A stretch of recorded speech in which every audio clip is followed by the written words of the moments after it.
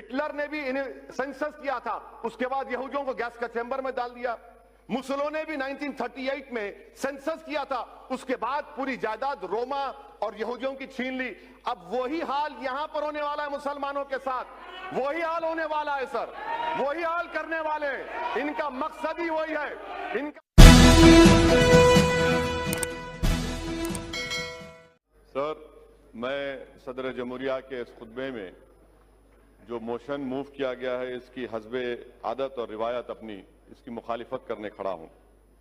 Sir, मौजूदा वतन अजीज के जो माहौल है, जो पुराशूब दौर है, उस पर किसी एक शायर ने बड़ा खूब कहा। उसमें पहले मिसरे में तरमीम करके कहना चाहूंगा कि हुक्मरान हो गए बहरे और अंधे लोग, हुक्मरान हो गए बहरे और अंधे लोग, खाक में मिल गए नगीने लोग, हर मुहिब्बे वतन जलील हुआ, रात का फासला तवील हुआ, आमिरों के गीत जो गाते रहे वही नामोदाद पाते रहे, रहजनों ने रहजनी की थी, रहबरों ने भी क्या कमी की थी। जनाब चेयरमैन साहब, सदर जमहूरिया के खुतबे में खारिजा पॉलिसी के बारे में कहा गया कि नेबरहुड फर्स्ट। इसकी नाकामी का अंदाजा इस बात से लगाया जा सकता है सर कि नेपाल एक मुल्क है जो हमारे बहुत करीबी ताल्लुकात हमारे भारत से रहे हैं। आज नेपाल नरेंद्र मोदी की सरकार को कह रहा है कि मिस्टर मोदी, अगर आप चाहें तो हम आपको और पाकिस्तान को बिठाकर बात करा देते हैं इंटरलॉक्यूटर बनकर। अब आप बताइए सर, कितनी कामयाबी है इन लोगों की। दूसरी इनकी कामयाबी देख लीजिए सर, या इनकी नाकामी, और भारत की नहीं बल्कि इनकी सरकार की नाकामी, कि अमेरिका के कांग्रेस में और सेनेटर्स ने हमारे मुल्क के ऊपर कई हियरिंग्स किए, कई रिमार्क्स किए, कई मोशंस पास किए।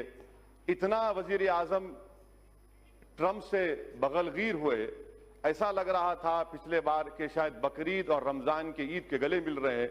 उसके बावजूद भी अमेरिका के कांग्रेस और सेनेटर्स भारत की पॉलिसी के ऊपर तनकीद पे तनकीद कर रहे हैं। इससे आपकी कामयाबी अंदाजा होता है। तीसरी बात सर, यूरोपियन पार्लियामेंट में भारत के खिलाफ रेजोल्यूशन मूव हो गया। ये आपकी कामयाबी या नाकामी आप खुद अंदाजा लगा लीजिए।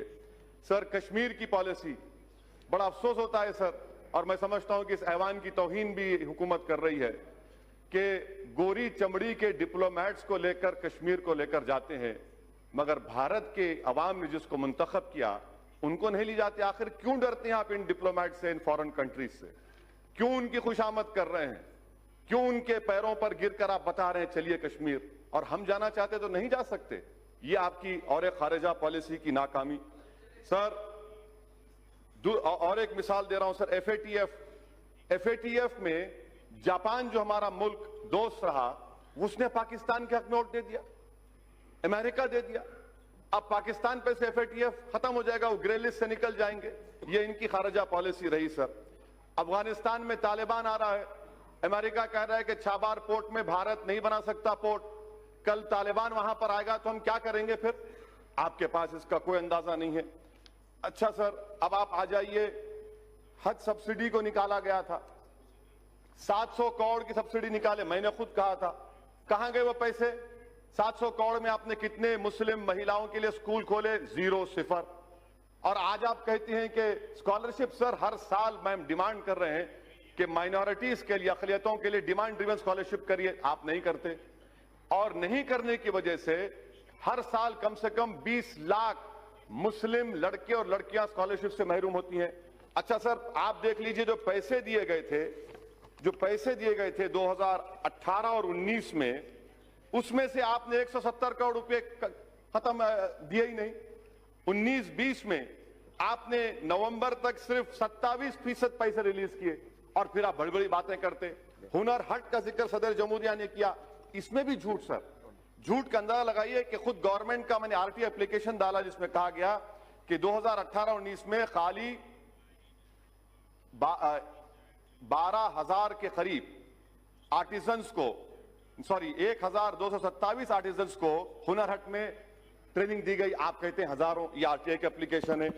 सर, तीसरी जो अहम बात मैं आपके सामने जिक्र करना चाह रहा था कि theory of separation of powers ये हमारे हर जमहूरियत के लिए बुनियाद होती है, मगर 5.5 साल में तो थ्योरी ऑफ सेपरेशन पावर्स की धज्जियां नहीं बल्कि उसको निस्तनाबूद कर दिया गया।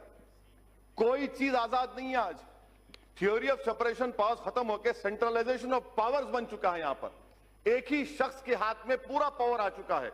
जो सेपरेशन ऑफ पावर्स में अदलिया थी, लेजिस्लेचर, एग्जीक्यूटिव, अब लगता है कि एक ही फर्द में ये तमाम चीजें समा जा चुकी हैं जो हमारी जमहूरियत के लिए बहुत बड़ा खतरा साबित हो रहा है। सर, चौथी बात सर जिसका जिक्र मैं आपके सामने करना चाह रहा हूं कि सरकार बार बार कहती है कि और सिटीजन अमेंडमेंट एक्ट, सर इस पार्लियामेंट की तारीख में ये पहला कानून बनाया गया जिसमें मजहब का नाम लेकर हिंदू, मुसलमान, बौद्ध, ईसाई, पारसी, कभी 70 साल में इस तरह का कोई कानून नहीं बना इस पार्लियामेंट में।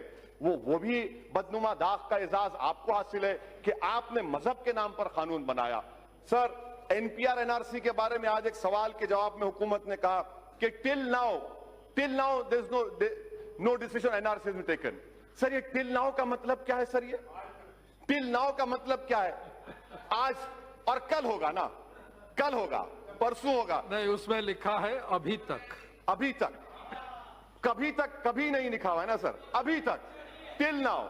सर अब आप देखिए सर, मैं आपके जरिए से गवर्नमेंट को कह रहा हूं, जी यस सर, मैं थम्स अप हूं, आप शेक्सपियर पढ़े हैं मुझे मालूम, और मैं आपको कह रहा हूं कि अभी सर मैं अभी हलवा और पूहा खा के आऊं इसलिए अच्छा बोल रहा हूं।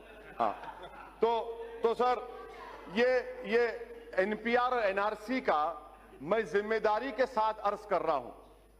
प्रधानमंत्री जब जवाब देंगे, बल्कि मैं प्रधानमंत्री को जरा हिम्मत करके कह रहा हूं, आपको चैलेंज कर रहा हूं प्रधानमंत्री को, आप ये बता दीजिए कि एनपीआर एनआरसी क्या एक सिक्के के दो रुख नहीं है? क्या एनपीआर और एनआरसी सिटीजनशिप अमेंडमेंट एक्ट के रूल्स में नहीं है 14A के तहत? अगर एनपीआर होगा तो एनआरसी होगा, इसीलिए आपने 3,900 करोड़ रुपए एनपीआर को दिए। और एनपीआर, सर सुन लीजिए, एनपीआर के सर इन तमाम से पूछिए कि 2003 के रूल्स में कितने मर्तबा नेशनल पॉपुलेशन रजिस्टर लिखा गया है, कितने मर्तबा national register of Indian citizen लिखा गया है, इनको पता ही नहीं है। सर, मैं आपके सामने कह रहा हूं कि एनपीआर होगा तो एनआरसी होगा, क्योंकि सेंसस अलग है, सेंसस अलग है, एनपीआर अलग है। आप एनपीआर जब करेंगे और उसमें 8 सवालात क्यों डाल रहे हैं आप, नए सवालात? क्या एनआरसी नहीं करेंगे? अच्छा, ये और एक चार्ज, ये जवाब दे प्रधानमंत्री। दूसरी बात सुनिए, दूसरी बात, आप बोलना चाह रहे तो मैं बैठ जाऊं, आप बोलिए ना सर। सिटीजनशिप अमेंडमेंट, प्रधानमंत्री कहते हैं ये नागरिकता देता लेता नहीं है, ये देता भी है और लेता भी है। उसकी मिसाल क्या है? आसाम। क्या आसाम में 5 लाख मुसलमान के नाम नहीं आए, वो बंगाली जबान बोलते? आसाम में 5 लाख बंगाली जबान बोले हिंदू हैं, आप बंगाली हिंदू को सिटीजनशिप देना चाहते हैं, आसाम के 5 लाख मुसलमानों को नहीं देना चाहते? क्या आसाम के असेंबली में आपने नहीं कहा, आपकी सरकार ने? सिटीजन अमेंडमेंट एक्ट ये है, एनपीआर होगा, नहीं घुसपैठी नहीं, घुसपैठियों का बाप हूं।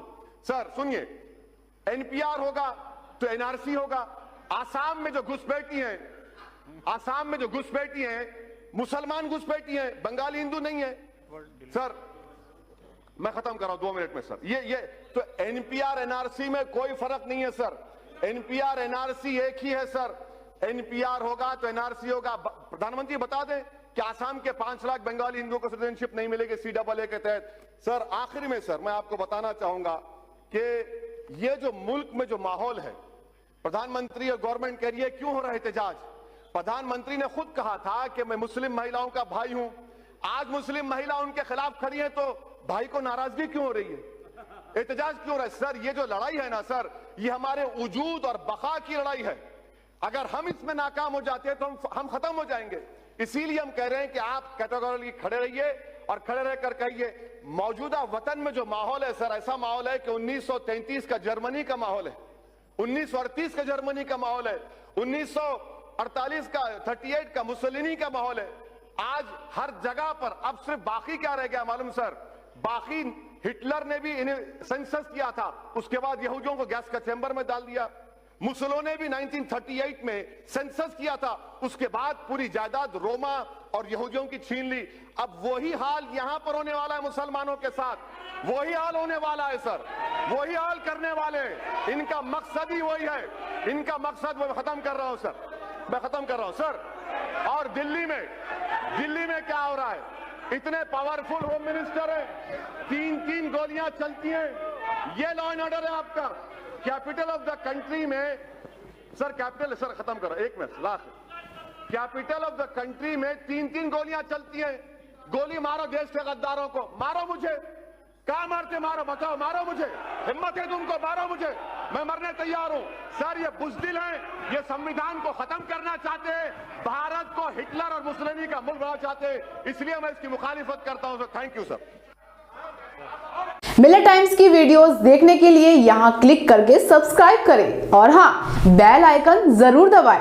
अगर फेसबुक पर देख रहे हैं तो पेज लाइक करें। ताजा तरीन खबरों और मज़ामीन के लिए विजिट करें हमारी वेबसाइट www.millettimes.com।